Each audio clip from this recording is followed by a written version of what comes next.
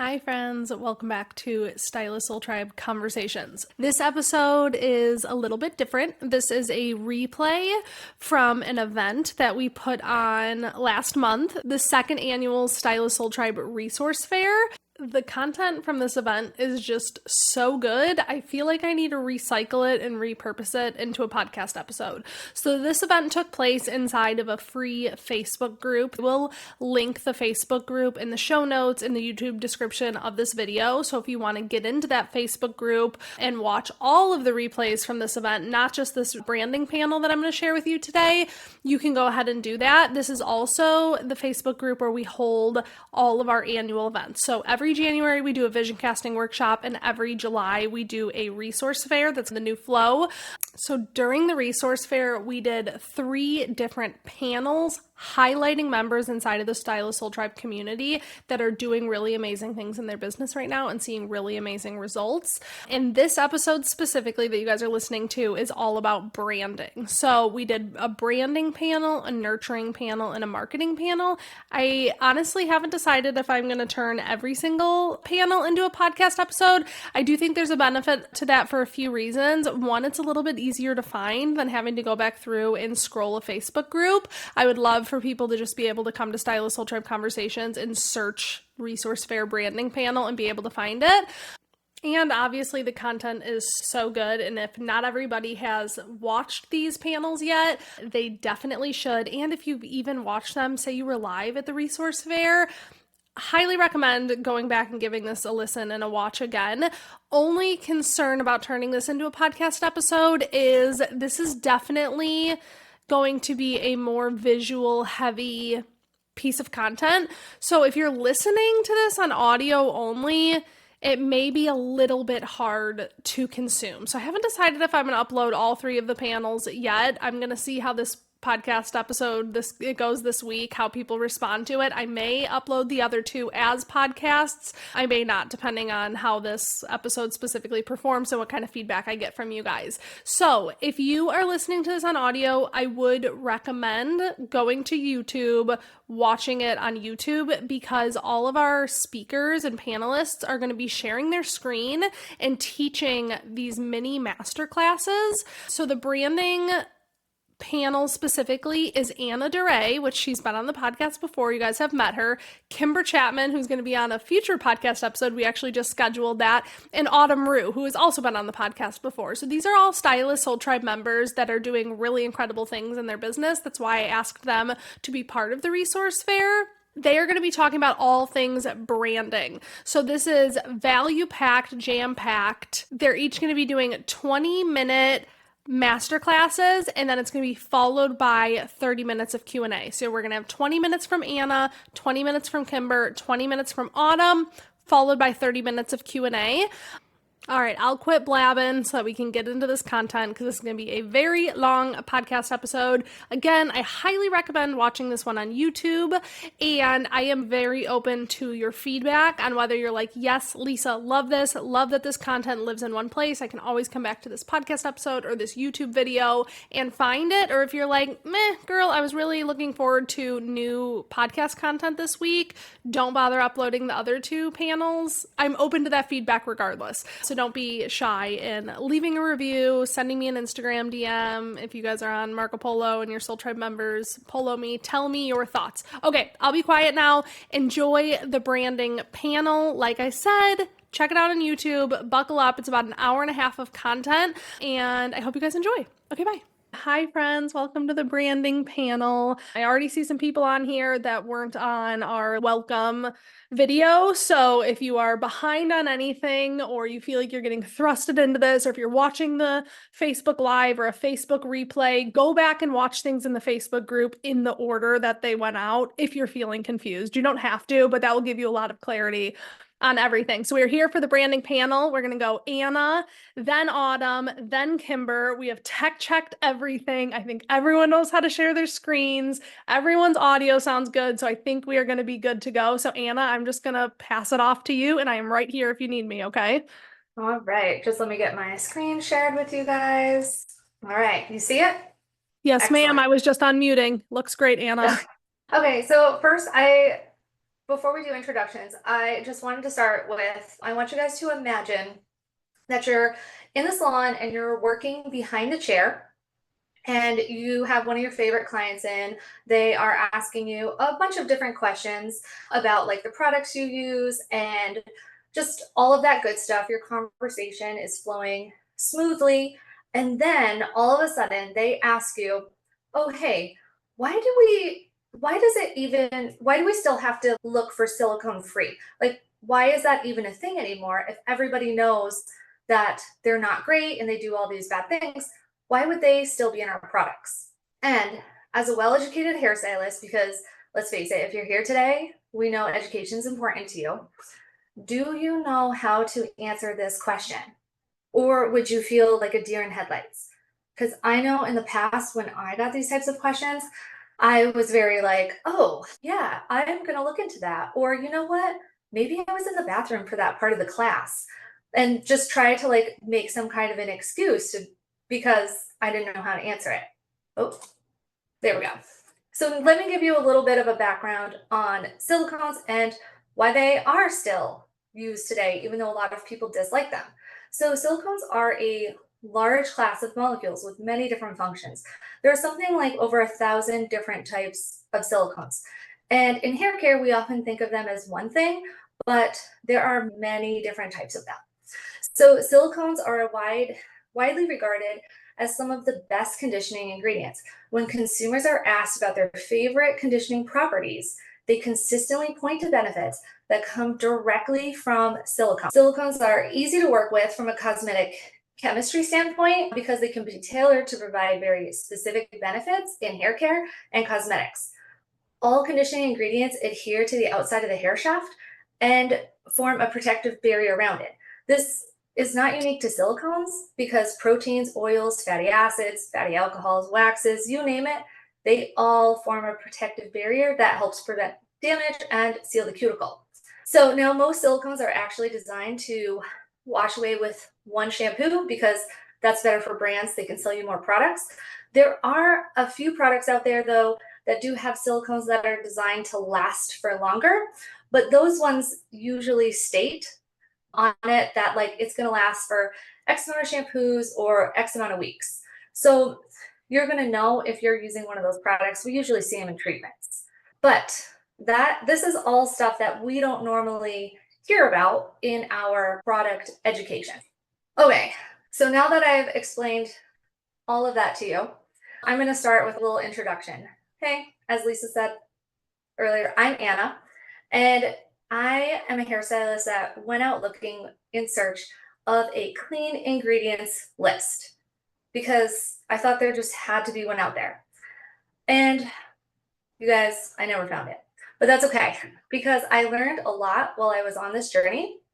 And now I'm really passionate about sharing it with other hairstylists because everything I learned really just completely blew my mind. And wait, I forgot what I was going to say. You're good, Anna. Thanks. Never found it. It blew your mind. You're all good. Okay, but anyways, so now I've created Translating the Label, where we provide hairstylists with unbiased breakdowns of the claims brands make on their websites to promote their products. We primarily do this through product line reviews, which are like your ultimate guide to navigating professional hair care brands. To truly love the products you use in your business behind the chair, your values need to align with the brands that you're using. So this creates more of a natural passion for the brand. And when you have natural passion about the brands you use, your enthusiasm will shine through to your clients. And that, of course, helps you to effortlessly sell more retail. Oh, I remembered the part that bear with me, guys. But anyways, so I was going to tell you guys how I learned all of this.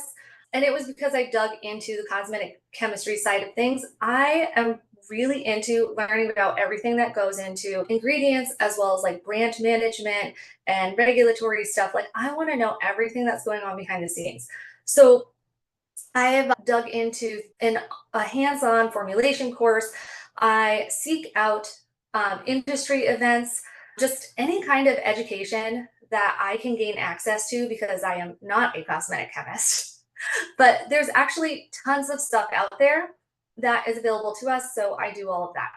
But anyways, that's why my information is a little bit different because it's coming from a cosmetics industry perspective and not a consumer perspective, which is what we get as hairstylists. I hope that all made sense. Okay, but anyways, translating the label, we like to get you guys into knowing what your values are, because your values are an important part of your brand. So the first thing is to identify what values are most important to you. Like, what is going to spark your passion? Now, it's okay if your values are very straightforward, such as you just want a product that performs well or has good experience, or you like the packaging and it performs well.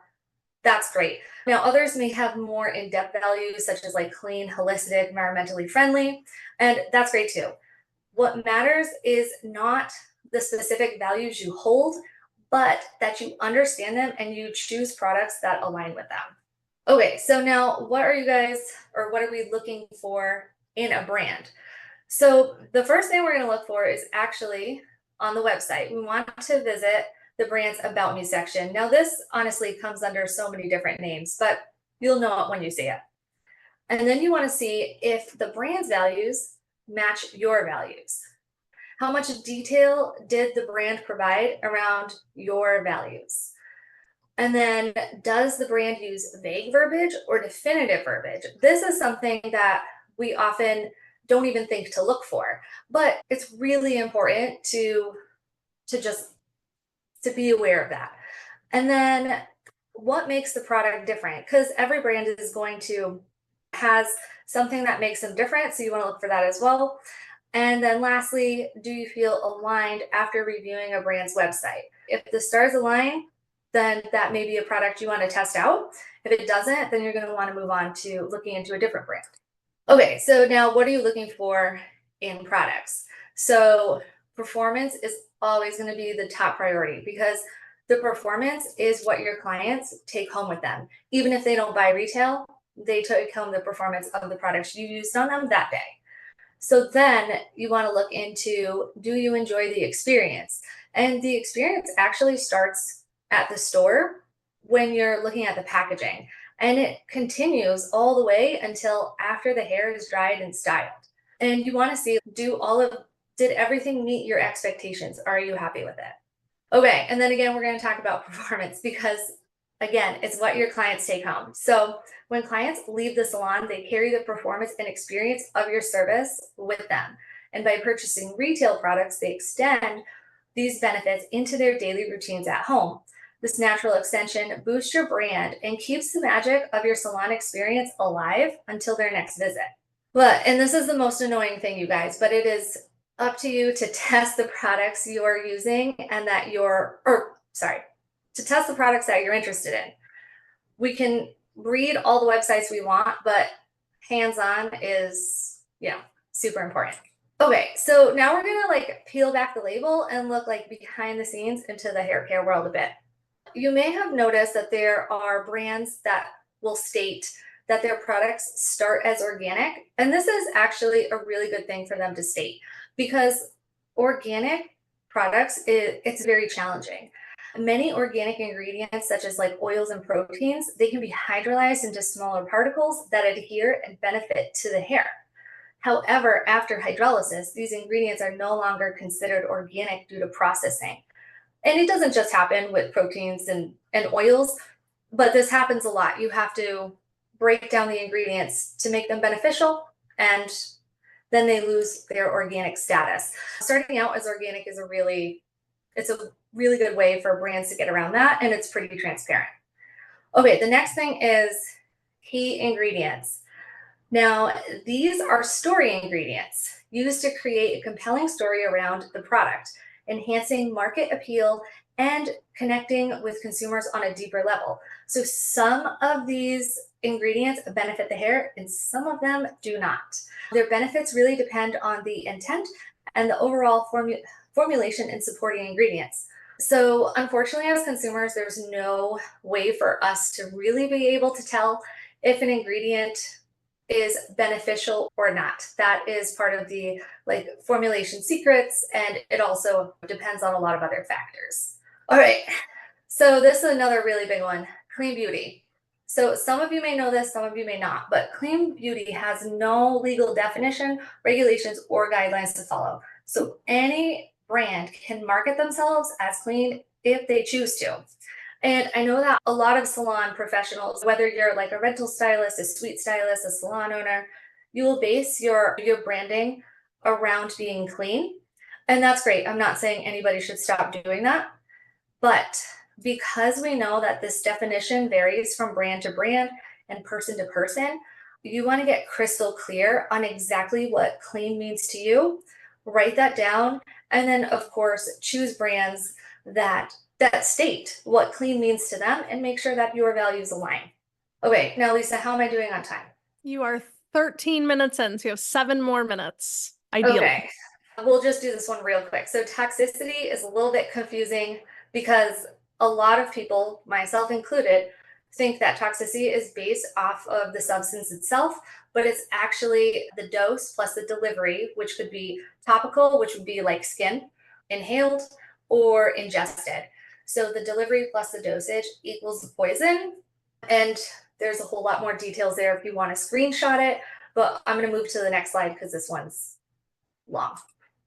So ingredients list. The ingredients list on the back of a cosmetics products are not the actual ingredient names and do not give you as much detail about the ingredients as one might think. The INCI, which is the International Nomenclature Cosmetic Ingredient, also referred to commonly as INCI, that's what I like to call it. These names represent ingredient categories. So brands select raw materials by their trade names, which are then converted to INCI names for packaging. So that's what we would see over here. Some brands you'll notice will do, I'm not going to try to pronounce that, but they'll say blueberry, right? Which is fun. Okay, now companies use INCI names to provide detailed ingredient lists, ensuring transparency for consumers while maintaining formulation privacy from competitors. Like, for example, Coca-Cola is not going to share their recipe with us. Neither are our hair care brands, right? They're entitled to that privacy. Now, the main purpose of an INCI list is to inform consumers with allergies. That was the original intent.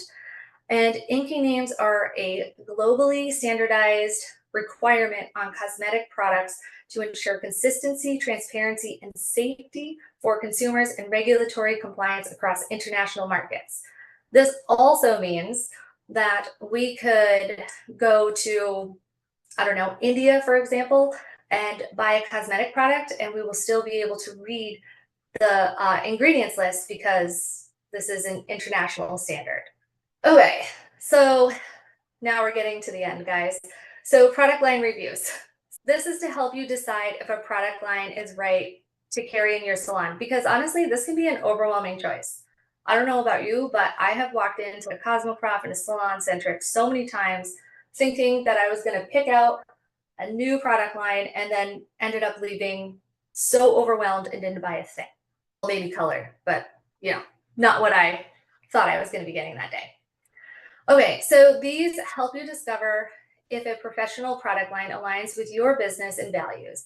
It explains the reality behind marketing claims, elevates your conversations with clients, reduces the overwhelm from clean beauty and green claims, provides an in-depth deep dive into a professional hair care brand, offers an unbiased look into a professional hair care brand without trying to sell you on it, and provides industry insider insights, offering a unique perspective not typically available to hairstylists.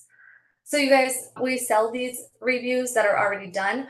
However, we also have a product line guide, which is a free tool you can just download off of the website, and it teaches you how to do all of this yourself as well. Because I know some stylists want to do it themselves, and then other stylists are like, I don't have time, I just want it done. Whatever your option is, we have it. And then lastly, let's keep this conversation going in the Marco Polo group. So I wanted to prompt you guys to go in there and let us know do you know what your values are for you and your business? Share those. Also, if you have any questions, I'm happy to answer them in there as well. Now, I just want to say there's no right or wrong answers. There's no judgments. So whatever you put in there, feel free. Don't worry about it. And then, yeah, and then I just put if you guys are in the VIP group. Also, if you're looking for some values, here's like a list that you can screenshot real quick to get you started. Don't feel like you have to check off all of these. You could check off one. It doesn't matter, as long as you're happy with it in the end. And then thank you so much for taking the time today to be here and obviously listen to the presentation. And let's keep in touch. Feel free to reach out to me at any time with questions. I'm here to help. I'm happy to help. So you can, of course, send me a message privately at translatingthelabel@gmail.com, or you can reach out to me on TikTok or Instagram, both same handle, Translating the Label. And then, of course, there's the website. Okay, and now I'll turn it over to Lisa. Boom, 19 minutes, Anna. That was perfect. Yes. I can already tell that Q&A is going to be beyond fire because the questions that people are asking are things that I've already dove deep with you on.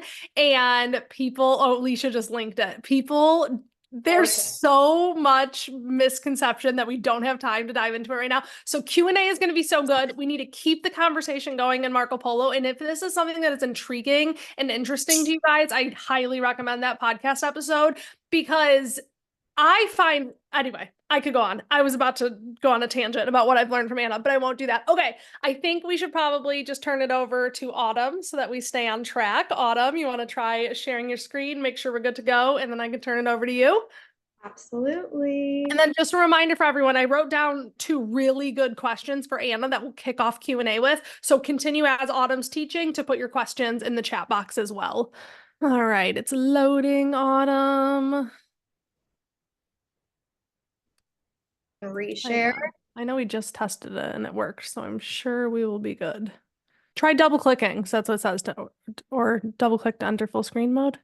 No matter how many times we test it, this is what happens when we get live. Thank you guys for your patience. All right, it says double click. Did you double click? I sure did. Give me one more try. I can also share your slides if I need to. Okay. It's not popping up on my end either. It's not popping up on my end either. All right, you want to send me your slides, Autumn? I don't have them from you yet, do I? Yes, give me just 1 minute. Send me that Canva link. Go to share and send that. Okay, give me. Yeah, and I'm going to just browse the chat while we're still fresh on Anna's stuff.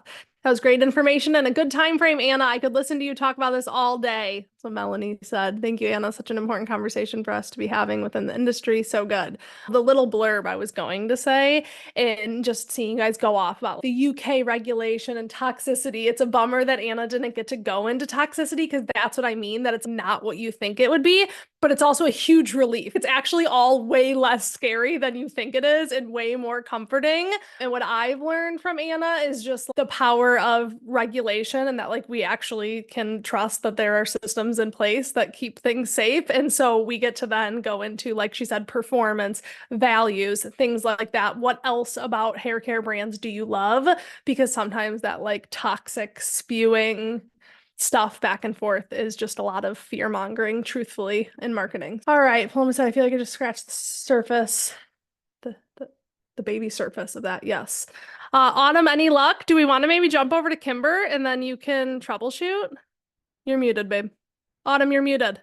There we go. Am I unmuted now? Yes. Okay, if you want to pop over to Kimber, that's fine. I'm just reopening my presenter view. Okay. Just to get it on. But if Kimber wants to go ahead, that's Kimber, are you ready to jump in unexpected?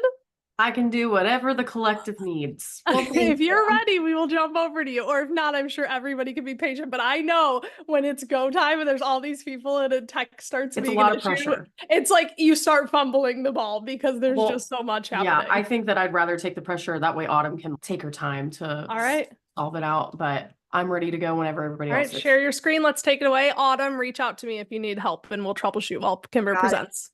Okay, so as I'm presenting today, I will be able to see your guys' faces, but I don't have the chat in front of me. So I'll be excited for Q&A, but I am super excited to share with you guys this new presentation that I developed just for Resource Fair, and it's called Developing Your Brand Personality. And so by the end of this little workshop, we'll be able to sound more like a stylist and less like a cyborg when we use AI tools in our marketing. My masterclass that the VIPs get access to was about brand identity and the 4 pieces that I think are super important to develop your brand identity. So this is a good flow off of that. So I'm really excited for you guys to see that as well. I am Kimber Chapman. Let's get rolling. Okay, so for those who don't know me, I want to help you figure out one of the biggest distractions that you might have in your brand perception, and that is your brand voice. So in the beauty industry today, a lot of stylists are relying heavily on generative pre-training transformers. So ChatGPT or Google's has one, like a lot of these GPT models. And that's, if you've ever wondered what that stands for, that's it. And we're using those because we don't have marketing degrees. Nobody really told us how to speak to the people that we are trying to speak to. It used to be that word of mouth was enough, and it just isn't anymore. We have to speak to them first. So while brand identity is something that does take a lot of intentional time to fully discover, and we cannot do that in 20 minutes today, I do want to share a quick prompt that will help you get started that uses ChatGPT without sounding like ChatGPT. I do recommend having a device ready to take screenshots of slides, because we're going to be, if you give me 20 minutes, I'm going to give you 20 minutes of information. So a couple things about me. I played varsity lacrosse in high school. I'm an espresso junkie, but I'm trying to back off right now. I am a Taylor Swift super fan, and peanut butter is hands down my favorite flavor. I will not be able to avoid it. So I want to do a temp check of the room, and you guys can go at this in the chat, or if you want to unmute, you can. Do you currently utilize an established brand voice in your marketing? So with actual brand traits that you refer to when creating your content. I want to see what's going on there. I do have the chat open for a little bit. Perfect.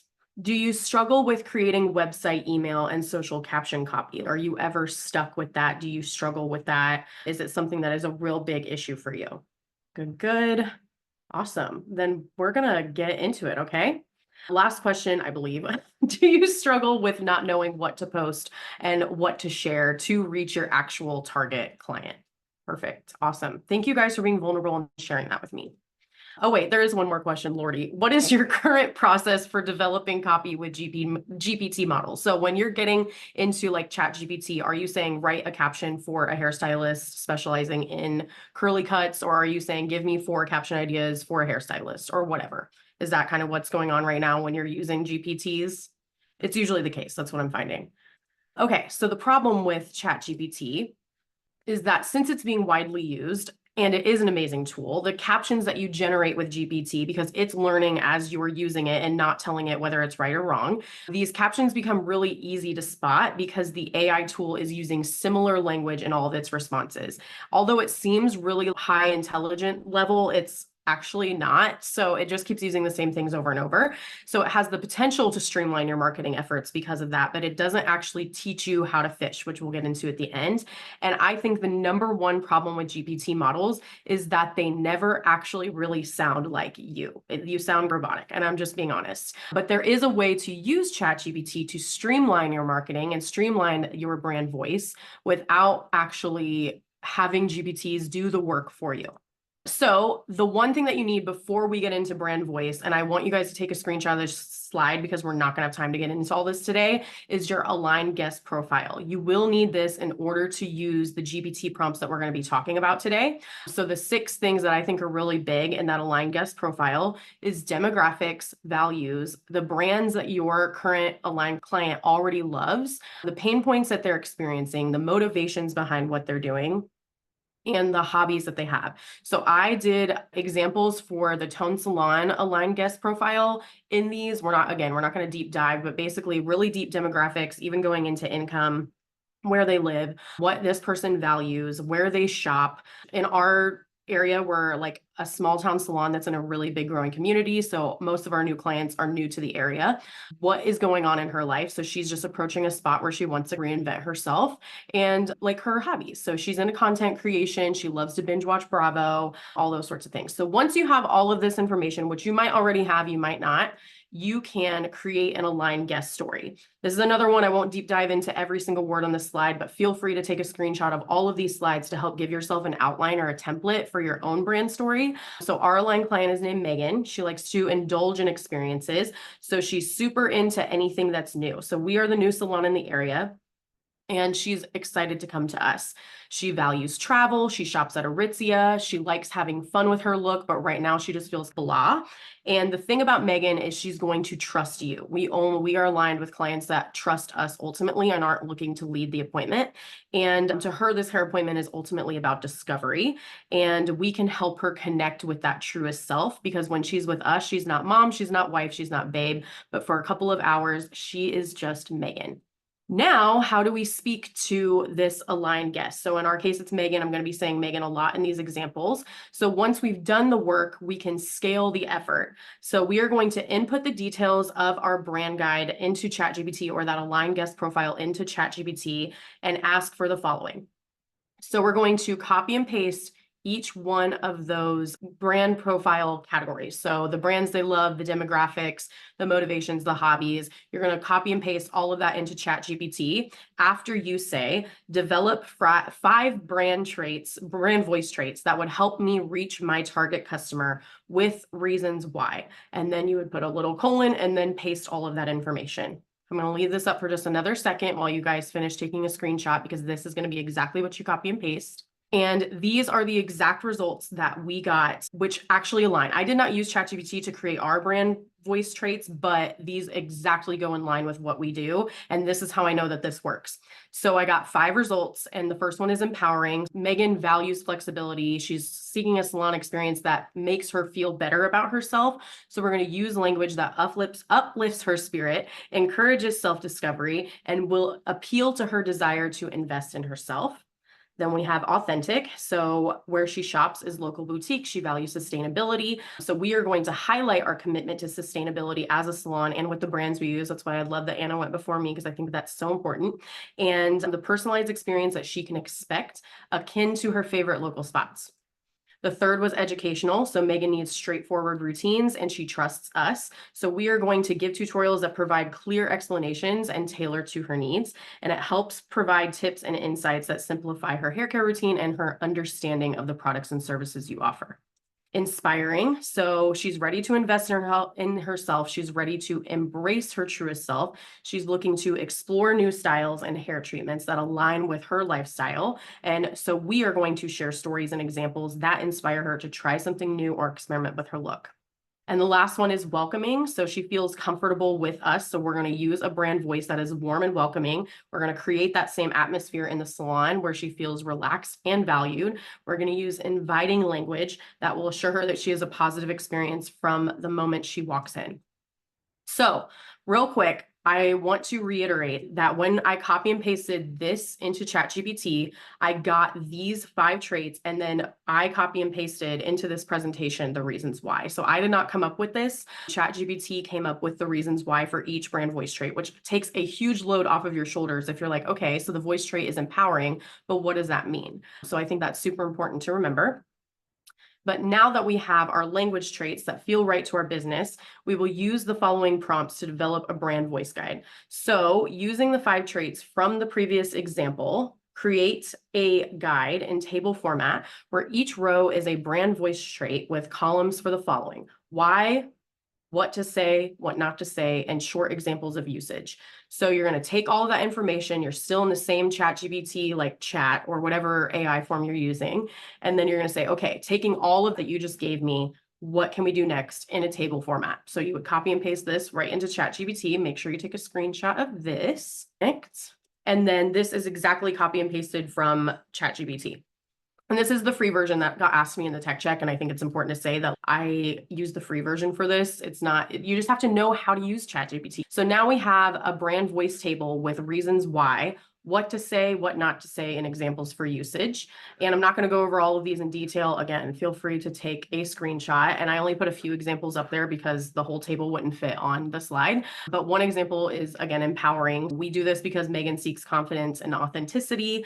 We are going to use language that uplifts and encourages Megan versus client shaming or any of the things that seem to be going around on social media right now. We are going to avoid patronizing or overly directive language that undermines Megan's autonomy or choices. And I think that is an important thing to note. So we see these reels or TikToks and we're like, oh my gosh, that's so funny. I want to do that. It might not even be like super rude, but it goes against the brand voice guide, which we are trying to avoid. So we are not going to do that as a brand. and then an example of usage. So I do think that these examples are a little bit general, which is why I want to take this table and give you one more ChatGPT prompt that will help you actually utilize your voice trait and give you ideas. So for those who said that you're feeling like you just don't know what to share, this is the next thing for you. So now that we know what to say, I still don't have words. There is a prompt for that too. So take another screenshot of this slide and I'm going to read it real fast. You want to, with the information that's already been given to you, create a content calendar in table format with post ideas utilizing all 5 brand language traits. And the content calendar should have 31 post ideas, and then specify if the content is an Instagram feed post, Reel, TikTok, Google Business Update, or email. So literally whatever outlets you guys use, you can use those instead of the ones that I use, but I think I got pretty much all the ones that a normal hairstylist in this industry would use. So I didn't say anything extra. I just then asked ChatGPT this question, and then ChatGPT created a 31 idea content guide. I did put a QR code for this actual guide here, so that way you guys can see it on your own time, but it gives you like the date, because I said to give me 31 ideas. The type of content, it would be the actual post idea, so showcasing a client transformation, and then why would I do that? So what brand voice trait does that go along with? And so for that one, it would be empowering. So ChatGPT did this like in order. So it's basically making sure that you're using all 5 brand traits. And I feel like that's what people struggle with a lot. They're like, okay, I know my brand traits, but how does that actually translate into the content that I'm creating? So this, if you follow everything that we just did, should be similar to what you end up with. Obviously, you're going to have your own brand values, your own voice traits, but there's a QR code here to this guide in case you just needed some ideas and maybe you feel like yours aligns with mine. Make sure you get that QR code before I head to the next slide, because we're about done. So I want to end with this quote. I hope that I'm good on time. I didn't even ask Lisa. I just went for it. You got 4 minutes still. You're doing great. But I have been tempted to interrupt you. Can we just get your slides inside the Facebook group? Because this is way too good and we need to dig through this. Yeah, okay, thank you. So I will send you, because I did forget that I sent you the link, like that is backed up with the template. So I'll send you just the 20 slides. I would just say post in the Facebook group once it's ready. No rush. Okay, perfect. Sweet. Yes, I'll do that.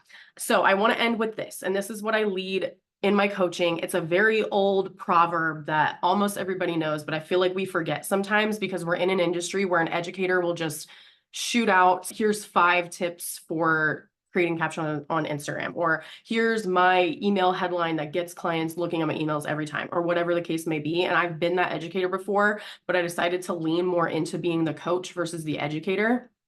And so this is really old and should be in everybody's brains, but it rings true that if you give a man a fish, he eats for a day. And if you teach a man to fish, he eats for life. So once you finish these 31 ideas, guess what you do with them? You just start over. Like, you don't have to keep continuously reinventing new content. Use what works already, do it again, and do it until you're blue in the face. The other example that I tell people is like, how many times are you watching Hulu and the same ad pops up for months? So it's not a bad idea to reuse content, and never be afraid to do that. But there are no shortcuts. There's just a way to be more efficient. And thank you guys for your time. I'm all done, and I can't wait to see you in the Q&A. We are doing so good on time. I put a comment. I was like, Kimber was given 20 minutes and she said, hold my shit. Because that was so much fucking information. We really could go on and on about that. I think everyone is just trying to like wrap their head around what was just shared with them. Hold her macho. I love it. Okay, so yes, would love to see those slides eventually in the Facebook group. I already have a few questions for Q&A. I know we'll have plenty more questions for Q&A.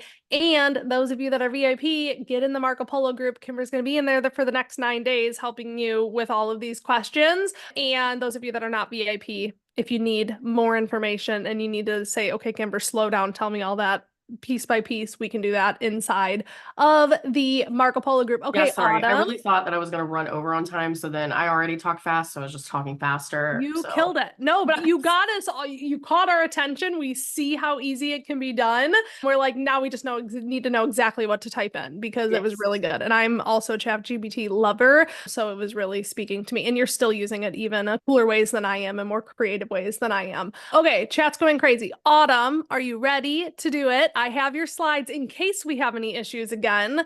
Go ahead and try to share your screen again, and we will roll right into Autumn. We're doing so good on time. And I'm Thank so you, grateful. Kimber, for stepping in so quickly. No problem. All right, how are we looking? There it is. All She's here. right. We see it.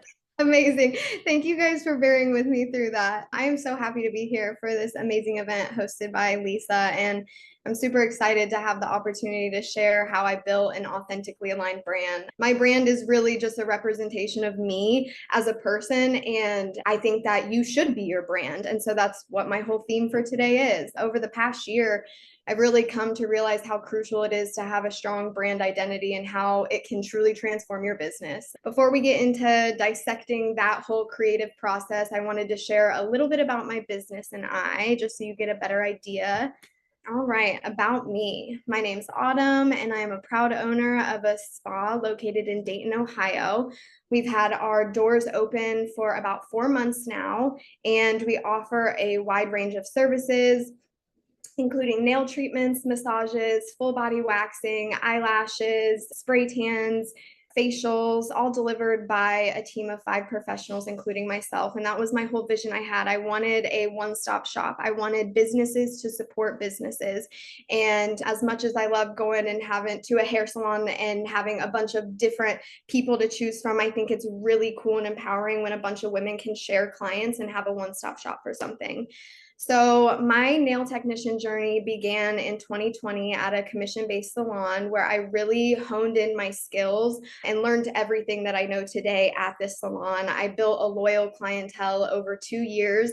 And then once I realized that I was really picking up traction and I had a very consistent clientele, I ventured out as an independent nail technician. And then I wasn't able to find a place that I felt was home. So I was really driven by the idea of creating an empowering salon environment. And that is when I founded Soul Beauty Wellness, a sanctuary where both clients and beauty industry professionals alike can thrive.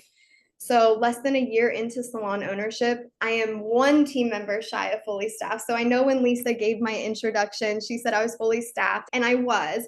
But with the nail technician position, I had to be very picky because I wanted to do like a 90-day trial with someone, make sure that the business that I'm about to give to them, because I do have a big wait list and I'm trying to step back from being in the chair a little bit more so I can expand my business and focus more on those things. I knew that this person was just going to have to be a perfect match. And I knew that was going to be a little bit more difficult. And I wasn't going to get as lucky as I did with the other 4 girls that I have that were just so smooth. I will say being in Stylist Soul Tribe truly helped me validate my own emotions and feelings and navigate new ownership, because this is my first time doing this and I've only been in the industry for 4 years. So I needed help. I needed validation in my feelings and how to go about these situations. So I can't rave enough about how much Stylist Soul Tribe has given me that community to know what to do next. So I've truly just been able to see a lot of success for myself and the talented individuals working alongside me in this short span of time. And it really has to do with the strong brand identity that I've been able to achieve and see some rapid growth and really get a strong foothold in this industry in my area. So that's how I created this brand and why I feel passionate about it. Here are some little pictures I wanted to share. That is my husband and my daughter. My husband actually was my contractor when I was building out my space. So it really helped me be able to communicate efficiently, like what my vision was and what my goal was, which I know can be really hard, even when it's like, how do I verbalize something I see in my brain? So that helped a lot. And then the second picture is my team on our grand opening night outside of my sign. And I was very lucky to be able to attract these women before I even opened. So they were all there with me for my grand opening, which was just a dream come true. But I do believe it was because of the clear branding that I was putting out before I'd even opened my doors. Even at my grand opening party, something to make my event very unique and authentic to my brand, I had permanent jewelry there. I had had an angel card reader. So I paid her outright and I had free angel card readings for people, which is something that you'll see just goes along with my brand. And then the third picture is a branding photo that I had gotten done before I'd even opened my doors to, because I knew that this was going to be a crucial part of creating a successful brand that was going to attract people. And obviously I do nails, so some of my nail stuff. So a little bit about Soul Beauty Wellness and what my process was when I was trying to find inspiration. So I have a store central to me in Ohio, and it's named Paloma. And that was my inspiration for my shop. And I think, in an industry of trends, you do have to make it unique to what you're doing. But I can say that Paloma was honestly what I wanted to replicate and make my own. It's a wellness store that offers like aura photo readings, and they do like meditation groups, and they do sound bath healing, but they also do facials, and they sell crystals. And when you walk in, you're just hit with an amazing aroma of incense going. And I wanted people to feel the way in my space that I felt when I walked into there. They definitely have a minimalist boho style. And then when I was like brainstorming what I wanted to do with my shop, I found out that this style is actually called like Japanese, like wabi sabi.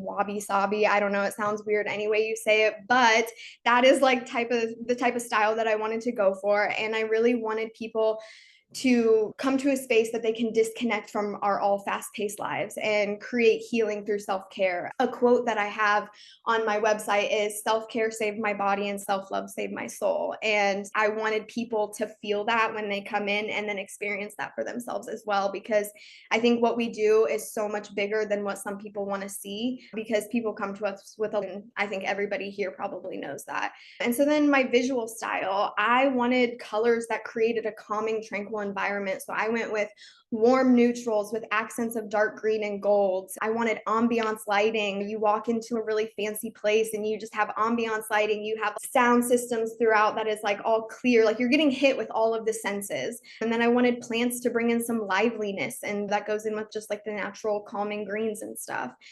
And then some authentic touches I put in my business is I decorated with some healing stones. We burn incense or diffuse oil or have like our candles going. I offer affirmation cards at the end of the appointment or empowerment cards. And if I remember, sometimes you're just going and you're client after client, but that's also why I put them out in the waiting room. So people, if they're sitting out there waiting for an appointment, they can maybe pick out one for themselves. And there's also like a little Zen garden out there. And it's so funny to see what people put in the Zen garden while they're just waiting out there. It's super cool.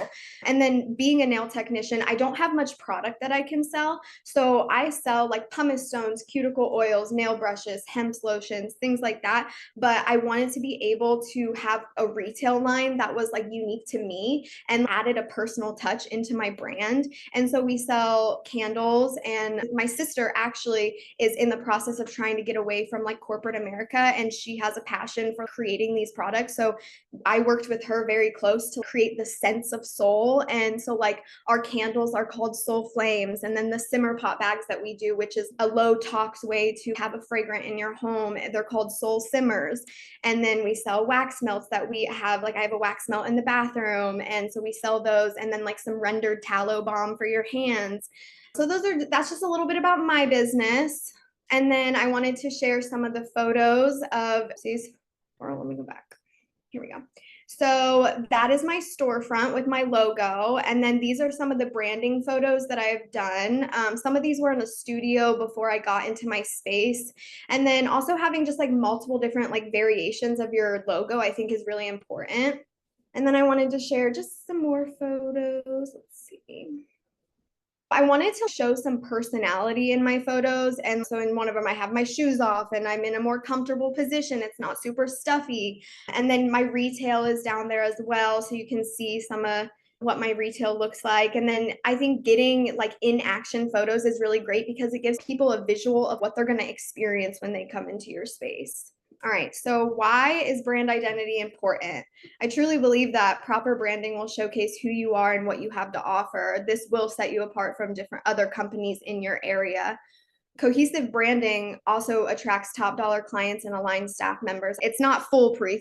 You're still going to get people that want to come work for you that are not going to align with you, even though you are being very clear about who you are and what you have to offer. And same with clients as well. But I do believe for the most part, what you put out, you get back in. And I think it works really well, and it seems to be working for me. And it just gives a clear visual to your target market. And clients really want to see more than just good work nowadays. They want to see personality, and anybody can post good work online. Our industry is full of it, but they're choosing you for you. And that's what I've really come to learn. And then just a little statistics: consistent brand presentation can increase revenue by 23%. And I would honestly say that's on the low end. That's like a very low end number that I've seen. I was actually talking with my esthetician. Her name's Amanda, and she gave me permission to share some of her business insights because of what we've seen in the past 4 months is pretty amazing. So she was at a salon beforehand where the branding was not very consistent. There was just some things that were missing for what she was trying to do with her business.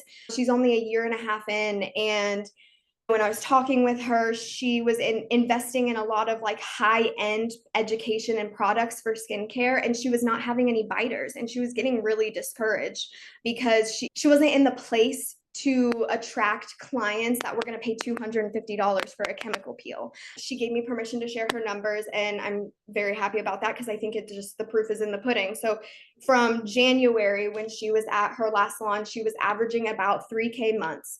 So the past 4 months, she is now at the point where she can hire an employee, and she's in the process of doing that, and she's hitting 11K months. And so she has seen some major success in the past 4 months, and it's just beautiful to see.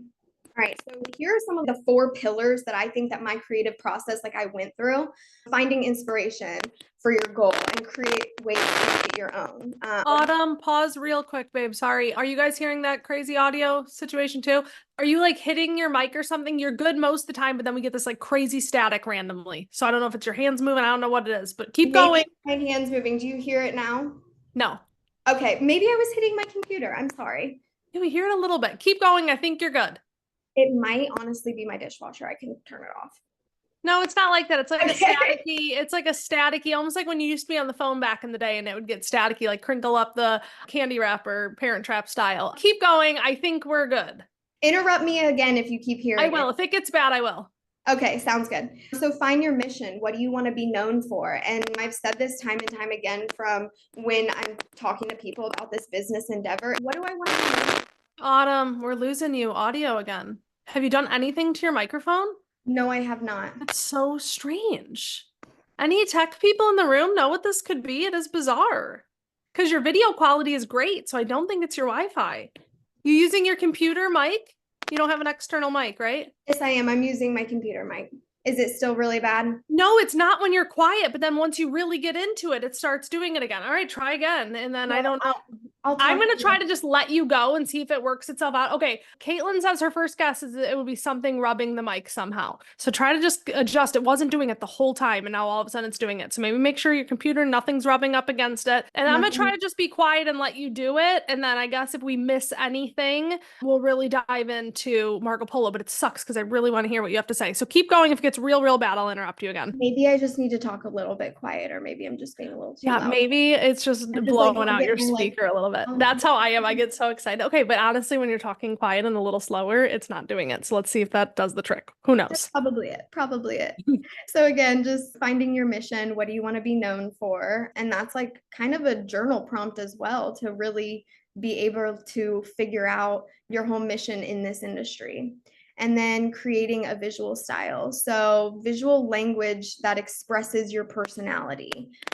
Choose a consistent color palette to go with that. I would suggest 3 to 6 different colors, 6 being the max, but what you're going to see when you walk in your shop or you walk in your suite, and then also what's on your Instagram and your Facebook and your website, and all of these things being very cohesive. And then for everybody, this is going to be a little bit different, but colors that evoke specific and then creating a memorable logo. This is the visual centerpiece of your business, and it is like one of the first impressions people get from your online presence. And then when you have all of these things together and you have this clear vision, create a tagline. So creating an authentic tagline of your unique presence in the industry. So mine was James, because I knew I wanted to stick out from just a regular salon or spa. I wanted to be like a sanctuary people could come to. and then bringing your vision to life. So finding a branding photographer that matches your style is key. Like, I've stuck with the same branding photographer, and I really went through a lot of different people's Instagrams to really see, do they edit the way I want them to edit? Like, with what and how are they going to be able to portray my business and capture my business? And then learning your content style. Do you want to be educational? Do you want to be funny? Do you want to be motivational? For me, it's a little bit more, I want to be motivational, and I do want to be educational about what people are getting out of this service and why it's good for them. And then setting time aside for content creation, because if you don't set time aside, you're not going to find it. And this is something I struggle with. And then if content creation is not your strong suit, but you want to keep your brand's online present, I really suggest contacting a social media manager, or even reaching out to them to see if you can pay them to educate. Maybe you don't take them on if that's not in your budget, but maybe, hey, would you do a class for me? That's what we're doing at the end of this month for my team. I'm having a media manager come in and do a class for the whole team to really educate everybody on what's working right now. And then here are some exercises that you can do. You can either take a picture of this or just write it down, but I suggest gathering all of your business's social media accounts, websites, marketing tools, pictures, etc., and try and spot any color or mood inconsistencies. From there, create a list of what you notice, and then create a plan of action so you don't overwhelm yourself with having things to do. And then something I did with my website designer when I was having like brand strategy meetings with her, she had me select 5 to 10 words that you would like your business to align with. And that really gave me like a lot of clear insight of what I wanted people to get out of my business. And then learning and using the 5 C's of branding: clarity, consistency, content, connection, and confidence. I think confidence is one of the biggest ones, because if you're confident in your brand, and people are going to feel that and they're going to be drawn to it. And then here are some journal prompts. This is what I want to keep going in the Marco Polo group, is people sharing like what they're journaling and what prompts they're using. But if you do just one a day for the next week and just take 10-20 minutes to like really think about this, I think it could be beneficial. So what values do you want to share and promote? What does my target audience look like, and how do I cater to their needs and wants? What would make me feel confident and proud of my brand? Where does my brand and visual style need improving? What is something personal and special to you that can be incorporated into your brand? And then obviously, I feel like a lot of people here already have a clear brand. So if you answer these questions and you're like, I don't feel like I need any work, then that's something that you could just feel really good about yourself and just take it for what it is. But also, a lot of people like to rebrand. I've rebranded multiple times, and it can do a lot for your business. Thank you all for listening and dealing with some of my technical difficulties. Now just go out there and be you. Woo!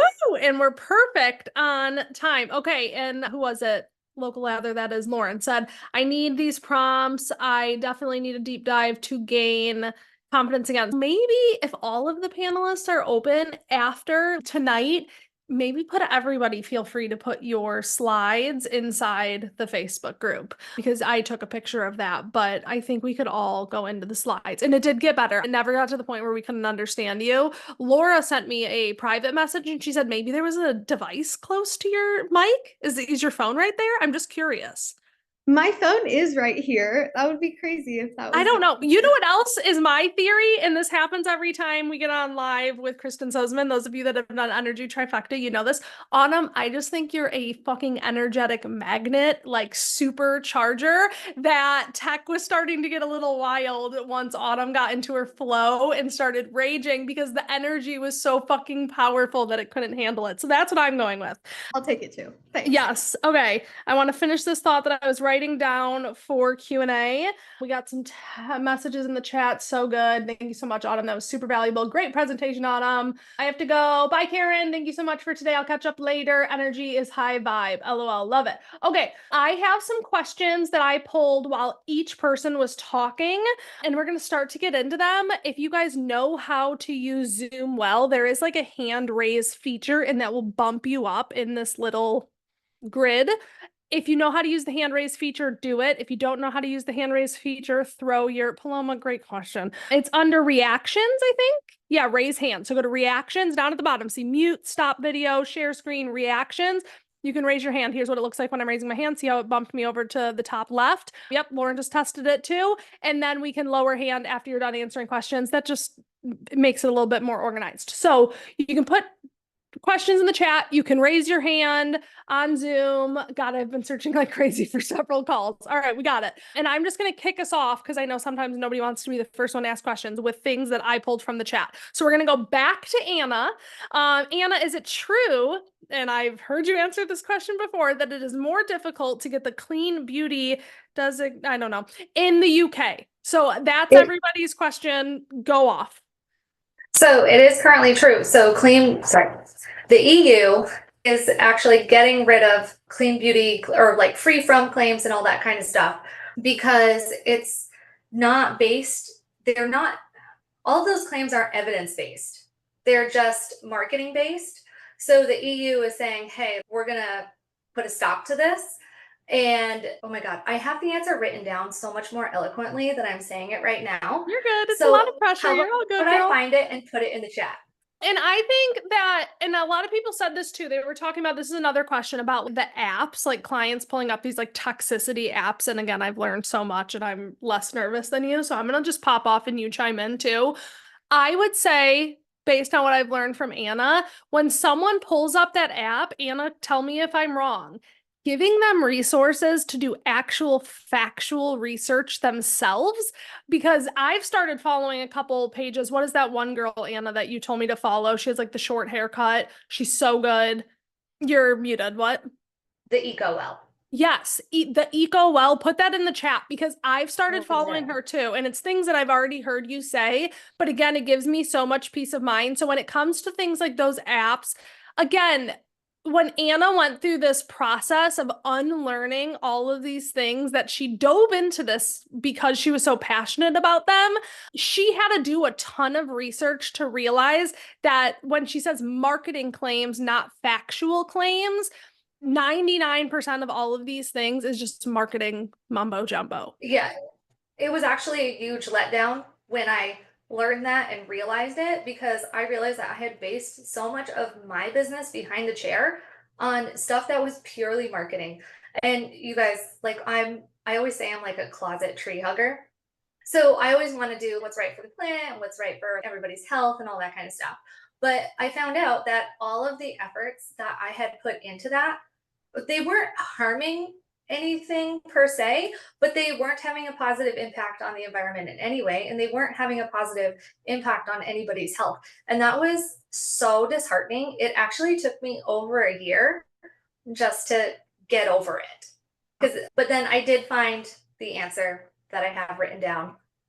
Okay. And she'll share that in the face. Oh, you pulled it up? I pulled it up. Do you want Look me to at just you read moving it or quick. share it? Anna likes facts. Go ahead and share. Yeah, go ahead and read it. New regulations regarding free from claims. The EU recently passed regulations that bans around free from claims because they imply that some ingredients are unsafe when there is no evidence to support it. Brands that sell globally must change their marketing claims to comply with EU regulations. So this will have an impact here in the US at some point, as well as other parts of the world. And then they're trying to say that because the EU is starting this, now remember, it will take years to adopt, but just the industry in general is starting to make a small shift more towards sustainability, which we're seeing a lot of right now. And they're also making more of a shift towards wellness and moving away from fear-based marketing. So again, these things will slowly take years. And there's a lot to unpack with actually what's with this whole question and what's currently happening in the US. Yeah. Oh, also, because we did talk about the eco, you guys, if you go onto my website, I have a resource hub, and that shows you like the websites and stuff that I like to go to learn information from. And I like to just be very transparent about that. That's why it lives on my website as a whole section dedicated. So we can continue to unpack some of that in Marco Polo because I know it's a lot. And again, just breaking that into understandable English, free from claims is basically what we hear: free from sulfates, free from silicones, free from parabens. Correct, Anna? Yes. Because what Anna learned is that the claims that those things are toxic is actually not true. And if it doesn't have a sulfate in it, it has a sulfate alternative in it, and it has enough conditioning agents to help with whatever dryness sulfates cause. So that's what she means when she says free from and fear-based. And what was that last word you used? It's fine. That's what it is. Sometimes the alternative is worse, Melanie said. That's what she means when she says free from. So again, I really think you guys should listen to our podcast episode. And Anna is your coach. I'm going to chime in and say, write down some notes of these questions, as those are good social media posts for you, because it really shows you, Anna's so deep into it that she's thinking so much further than what these questions are even scratching the surface on. And we need to really bring it to hairstylists in like the simplest format to make it comprehensible. Okay, Lauren's got her hand up. Go ahead, Lauren. Okay, I'm using the computer. Can you hear me? Yeah, you're doing great. Okay, so I guess this would be a question for Autumn and Kimber. So part of the confidence thing. So, I opened my salon. I had this vision, but I used with what was here, right? And it has changed so many times in the 4 years. Right now, everything feels so incredibly blurred. Like I don't feel confident in my brand whatsoever. I don't know what the hell that is. Does that just mean that I need to look at something else? Or is that something like, okay, what 4 years from now, like 4 years past, that is maybe I need a rebrand? Instead of, would you suggest looking further into something else to gain confidence before considering, oh, you might need a rebrand? Can I go first, Kimber? Please. Lauren, I would say it would be more of looking at yourself and saying, why don't I feel confident? Is it, I wouldn't look externally. Do you feel, I feel like it starts with you. Is there something that you need to do to gain your confidence? And if you don't know what that is, I feel like this group obviously is amazing for that, but I think your personal confidence will shine through in your brand's confidence. And if you're starting with somebody else's brand, if that's what you did, that's not you. So like a rebrand might be scary, but you would probably feel more confident in it if it was more you. And I feel like figuring that out. And I don't know if it was you or Kimber said it, was like, you need to be your brand, not like, I understand, be yourself, be your own brand, but then your target market is not necessarily you. It's a specific person you're wanting, but your brand is still yourself, not necessarily what other people want. Correct? Right. Okay. Correct. I think that's where like our stuff differs just a little bit, because I believe that like an aligned client is different than necessarily your brand, but your brand does need to speak to your client. Does that make sense? And be an extension of you. Autumn, those of you that are in the room, a lot of you have been in Thrivers, and like Britt, that's how a lot of you found me. It talks about you're not your brand, you're not your target market. And so it's been so ingrained in our brains that way of teaching. And there's truth to that. This is where I say not one size fits all. But Autumn was telling me, she showed me the Be Your Brand slide. I was like, I'm actually so glad that you're going into that. Autumn's never been in Thrivers or taken any super formal branding education, but I'm like, I'm actually glad that you're leaning into the Be Your Brand, you are your brand. Not saying one is right or wrong, but I have always resonated with that as well. Like I have always had a hard time pulling having the target market not be myself. Like people will always say, oh, do whatever you want with my hair. Laura's in the room. She's a client of mine. Do whatever you want with my hair. If I was doing whatever I want with your hair, you guys would all have long ass balayaged hair, because that's what I love to do. That's what comes natural to me. It's never for me personally felt authentic to brand, not an extension of who I am. I'm just like so probably overly transparent and authentic that it all just melds together. And for some people, that is not the case, and that would not work for them. For some people specifically, they really are not their brand. Say let's talk about Lucia's husband or something, Mateo. You're a male hairstylist who is doing colors all day. He's not his brand. But for me, I always have been in Soul Tribe and behind the chair. So I think that could go either way, Lauren. And I think a lot of it is going to come to just some soul searching more so than one person giving you the key. But I think asking these questions, having these conversations is just going to continue to like give you the breadcrumb trail of what you need. And I want to point out how proud I am of you for how much you have been discovering and cracking the code little by little. And I think with that confidence will come. Paloma, Yeah, oh, go ahead, Lauren. Chime in just a little bit on this because I feel Yep. like it will help other people who might be struggling with the same thing. Because I know Yep. that I have struggled with it hardcore too, exactly what Lauren's describing. When you go from like being on your own to then being a salon owner, here's the piece that I missed and like my therapist had to point out to me. I am a people pleaser by nature. It may not seem like it because I have boundaries, but in the end, I am a people pleaser. So when you have a team, whether it be one person, 3 people, 8 people, you start giving your ideas to the rest of your team. And they are not the visionary of your business, and the salon didn't fall into their laps and it didn't fall into yours. It was an opportunity that you seized because you had a vision for your business. And so I have had to do a lot of deep work in the past 2 years because I've made a lot of decisions trying to make other people happy to align back to the vision that I originally created. And I have to remember every day, and what I would recommend to every owner of a business, whether again, you're on your own or you have a team, every day is to look in the mirror and say, I am the vision.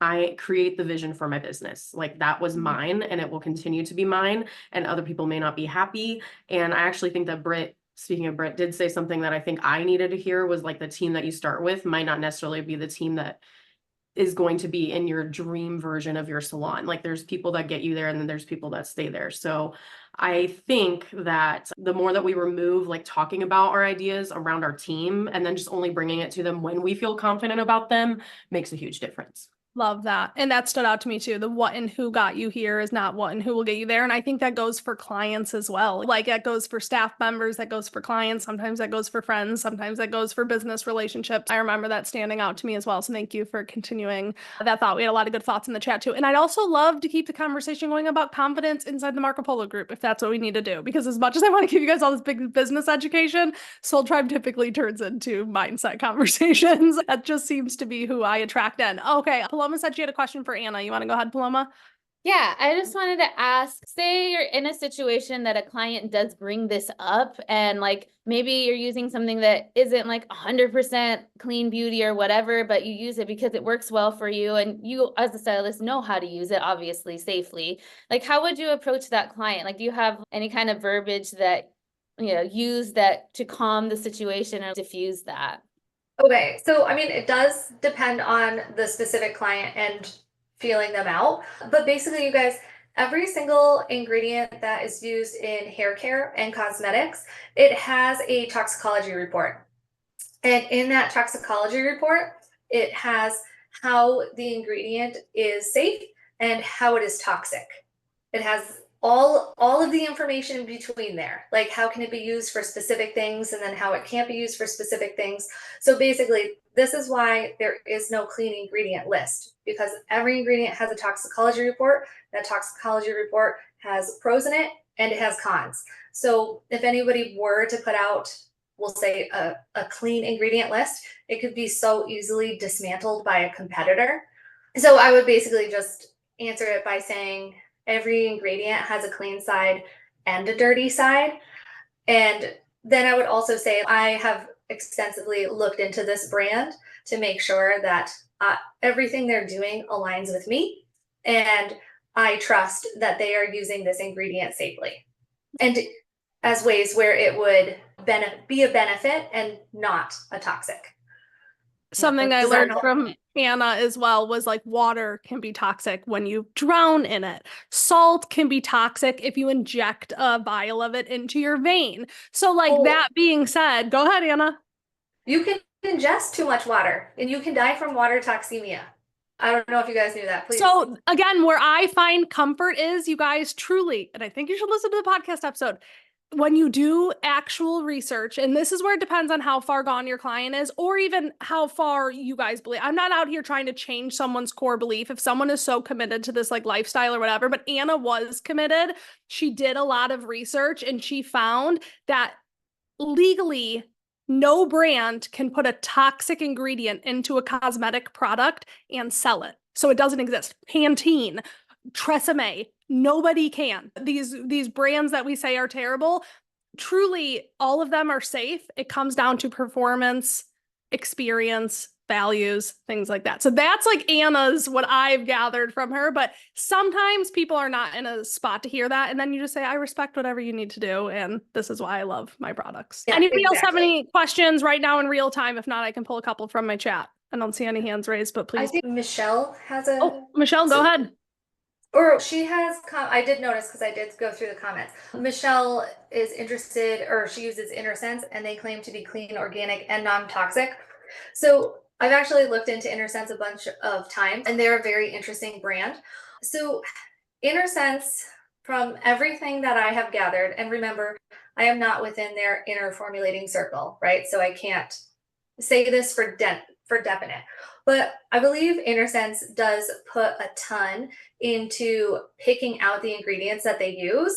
And they also put a ton into ensuring that the forms of those ingredients not only also perform very well, but as far as like being an organic brand, a lot of ingredients start out as organic. So they get organic raw material, or I'm sorry, that's not the way to say that.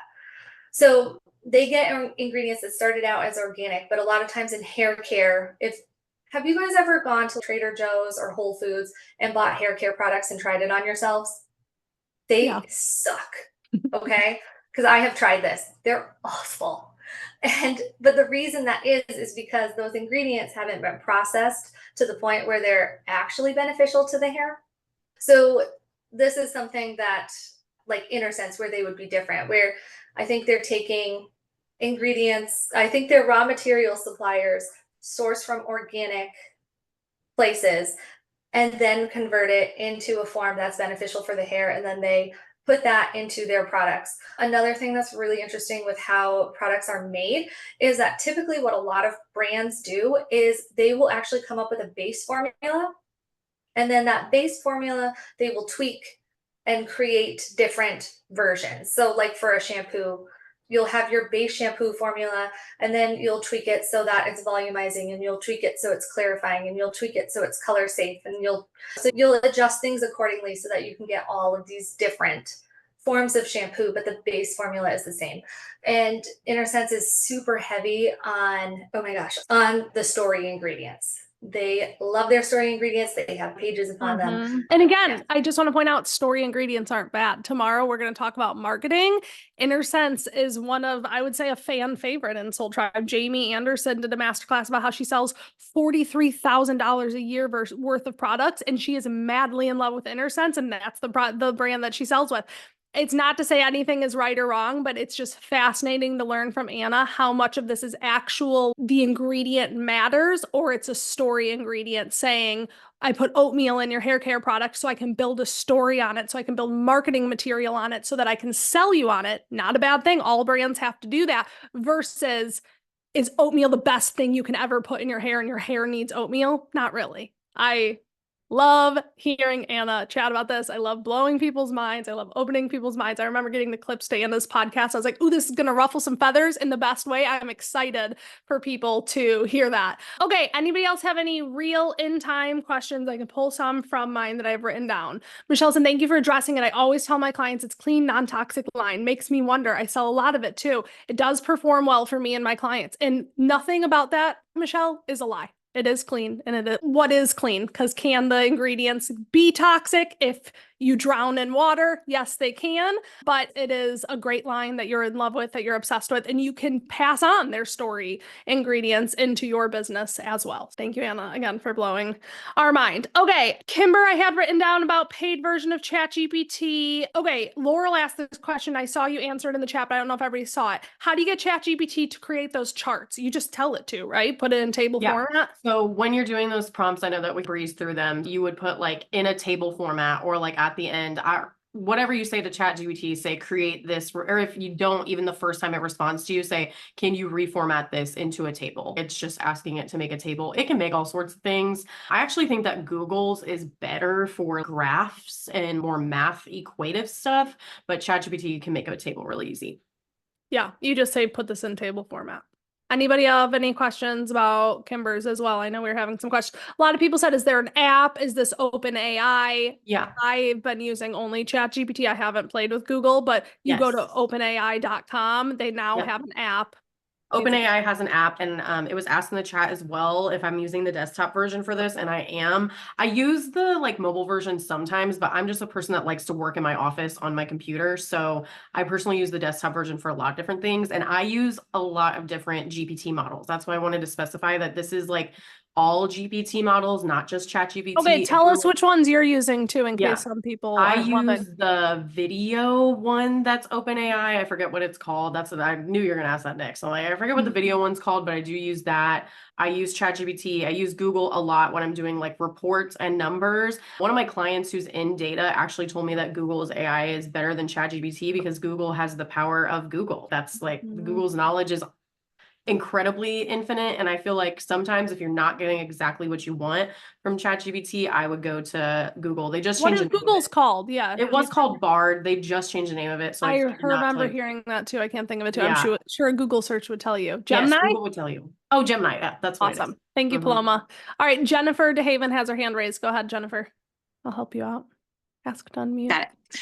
Kimber, after you have done that search and you have all of this info to apply to your social media, how do you store that? How do you organize it and keep it straight and plan your social media and stuff out? Do you have an app for that? Do you just... I'm not in the organization. What? To be honest, no. I keep a lot of it. I use Motion AI, which I also did a masterclass on Motion AI. So that's in the... Would it be really nice of us to just plug that into the portal too? I think we could probably do that. Yeah. So that is like how I organize my day to day. But as far as my ideas, I'm not going to lie, they just swim up there until they're out. I do have a Google Doc and I don't have time to share it because we just don't have enough time, but I have a brand guide that is I think it's 50 to 60 page booklet of everything so that my team stays in line. Cause I think that this is what I was answering Lauren's question. The way I was answering is I will say stuff to my team sometimes and they're a different generation than me and they do things differently than me. That is going to happen. But one of the girls brought up, I just feel like sometimes we're all the same at one of our team meetings. And I was like, I want to know why we're the same because it works. That's why we're doing that. And this And that's actually a solid brand. Yeah. Exactly. And I'm like, you don't go into a Louis Vuitton or Gucci store and they're all wearing different stuff. Like they're all wearing the same things. They're all speaking the same way. And in some environments that might not work, but in ours, I want to keep things very consistent. So I will share my brand guide in the Facebook group. It is intense, but it's because that's what I do. Yours doesn't have to be that intense, but I would say that's where all of that stuff gets organized. And then I just refer to it. I don't have like a organizational system, but that's where I go. Love it. Does that help, Jennifer? Yeah. Awesome. I utilize Canva whiteboards, Notes app, Google Docs, etc. For this is Caitlin that said this for organizing everything, and it makes folders for my folders that have folders. It makes things very neat and tidy for my ADHD brain. That sounds lovely. It reminds me of what people explain Trello as. Canva whiteboards. What is that? Laurel said. Oh, I'll drop that in the Marco Polo after the call. Okay, so we'll have to stay tuned for that. Anything in 4 minutes, Caitlin, that you can share, or is it way too much and it's got to go to Marco Polo? Yeah, I can do it really quickly. Okay. If you've ever used like I think it's called Quick Note or something like that on Apple devices, or if you've ever used Miro, it's basically that, but it's in Canva. Like I use Canva every single day. So Canva whiteboards is just like a very like nice spot for like brain dumping. You can use like little Post-it note looking things. You can do different like graph charts, tree charts, like all sorts of stuff. I have the most chaotic like thought process for things. So instead of writing things down on like physical notepads, I'm just able to do it right there in a Canva whiteboard, and you can make it as big or as small as you want to. I use them for everything. I project plan with them. I content plan with them. I make schedules for things, and then I'll plug that into my automatic scheduler later on. But yeah, Canva whiteboards are like my favorite thing. Incredible.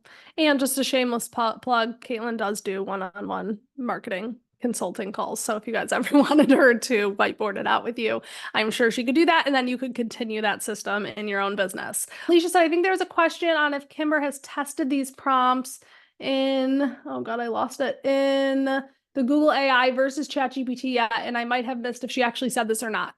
Have you tested the prompts both in ChatGPT and Google's AI? I did not test these exact ones in Google AI. I did test these in ChatGPT, but I copy and pasted the responses. So what you guys saw for the voice traits and their reasons, what you guys saw for the table, what you guys saw is like the brand story stuff, that was all copy and paste. I didn't add anything to that or alter it at all. Cool. But also you've used the Google AI enough to say you feel fairly confident that it would give you pretty good results with I what think you it would be said. similar. Yeah. Okay. Love. Would be a fun experiment to test out. It's called Motion AI. So yeah, I saw you say that about Notion. It's Motion, and I'm gonna, just for fun, because that's what I'm saying about this resource fair. I hate that these masterclasses just sit there forever and collect dust. I want people to see these. The content is too good. So I will plug that into the replay vault that you guys all have, all the VIPs have access to. It's not really gonna make sense. It's just gonna be right under Kimber's other one that says branding, but it's gonna be all about Motion AI if you guys want to dive into that as well. Do you find the older generation is afraid of AI, or is it just me? Michelle, I would almost say, I think, I don't, maybe age a little bit, but I would say just I don't think so. humans are afraid of AI. I was just about to say that A type of human. Yeah, the people who struggle with using these tools, I do one-on-ones with my team once a month, and I talk about AI tools a lot with my team. The ones who struggle the most are actually the younger ones. I don't know if it's that they're like, I should be like knowledge in this because I'm young and I'm supposed to be up to date and trendy, but I'm like, you guys are the ones that struggle most with your content. And because you're trying to recreate the wheel every time you make a post instead of using these tools and actually creating strategy. So I feel like we have a benefit as millennials and up, knowing that strategy creates consistency. I personally think that the Gen Zers struggle with it more than I do. That's fascinating. Laurel just said it makes me feel stupid. And I think we talked about this in the panelist Marco Polo group that we had. And you said you were going to add it in, Kimber, and I don't think you did. I think it was maybe Laurel who said, talk to ChatGPT like it's a human. That makes it a lot easier. And actually, I was going to say this before too. The mobile version of ChatGPT has a really cool voice feature, and it sounds like very scary human. I have an idea. Maybe one day I'll bring it to life of interviewing ChatGPT on my podcast, because the mobile version is like a voice. You can choose out of 6 voices. And if you're feeling really confused when you open ChatGPT, literally just, it's weird, but pretend like it's human and just say, I don't know what I'm supposed to tell you, but here's what's happening, blah, blah, blah, blah. I know, Kimber, I want to. I was going to do it. It was an inspired idea. I was going to do it right away, and then time has passed and I haven't done it. I need to do it. That could be it. I love to learn, but for some reason I have a block to this. And Michelle, I'd be lying if I said that AI as a whole, if you let yourself go there, can freak me out a little bit. Absolutely it can, but is that going to happen regardless? Is it an incredible tool currently? And statistically, is it going to take over the human race? I doubt it. Okay. So we are at 1 o'clock. I feel like we got majority of get with it or get left behind was Kimber's quote. I feel like we've gotten majority of the questions answered. So those of you that are on here live that are VIP, feel free to take your breakthroughs. Michelle, if you want to start talking a little bit, I'd love to see your face in the Marco Polo group about why it freaks you out. Let's talk through it. Let's break.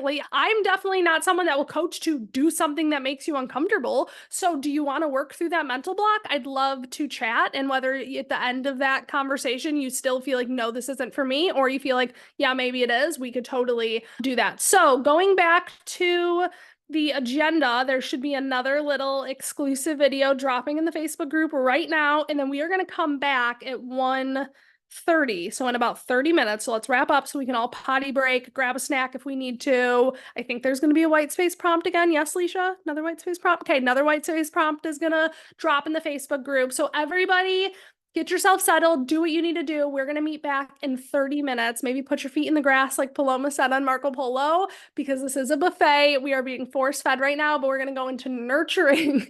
And I know this already blew your mind, but nurturing is going to blow your mind as well. So get in Marco Polo. I will see you guys there, and we will be live again in 28 minutes. Bye, friends.